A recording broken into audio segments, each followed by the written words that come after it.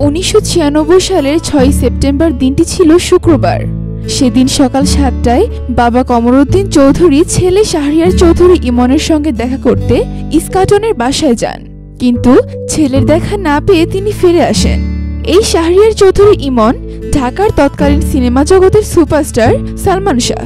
সেদিনের ঘটনার বর্ণনা দিতে গিয়ে সালমান শাহের মা নীলা চৌধুরী বলেন, বাসার নিচে দারোয়ান সালমান শাহের বাবাকে তার ছেলের বাসায় যেতে দিচ্ছিল না।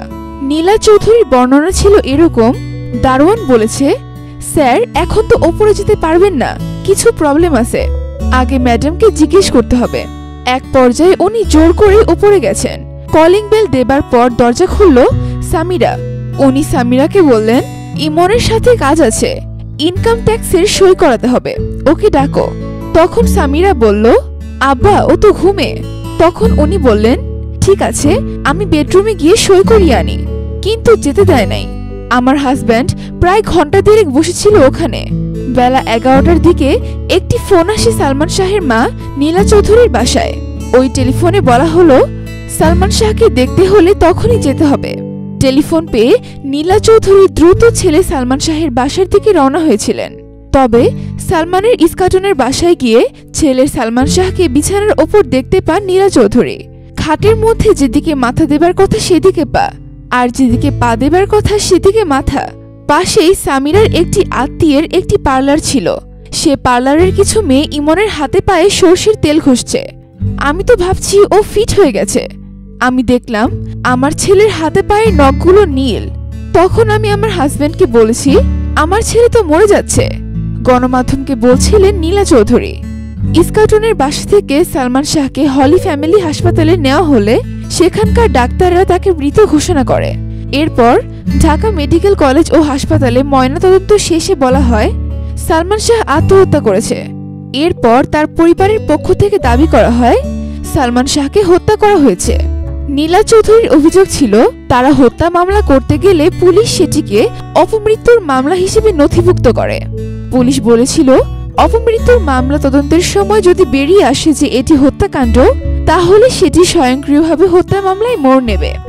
বাংলাদেশের চলচ্চিত্রে অন্যতম শ্রেষ্ঠ নায়কের আকস্মিক মৃত্যুতে স্তম্ভিত হয়ে যায় পুরো দেশ।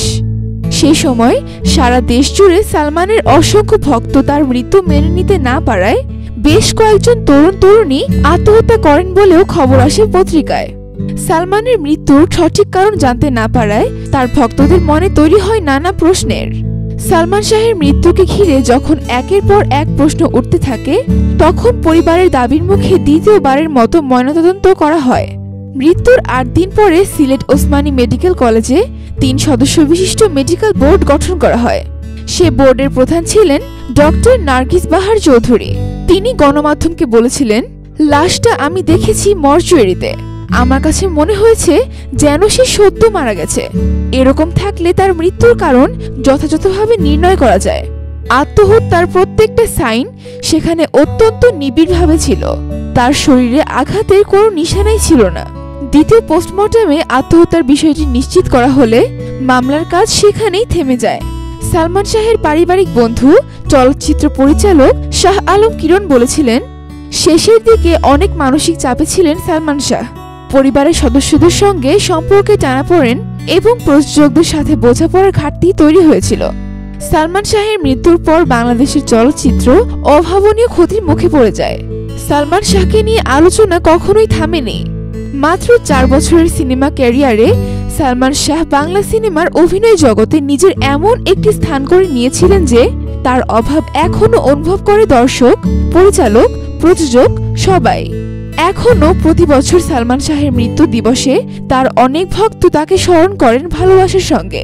তবে সালমান শাহের অনেক ভক্তের কাছে তার মৃত্যু এখনো একটি বড় রহস্য হিসেবেই রয়ে গেছে।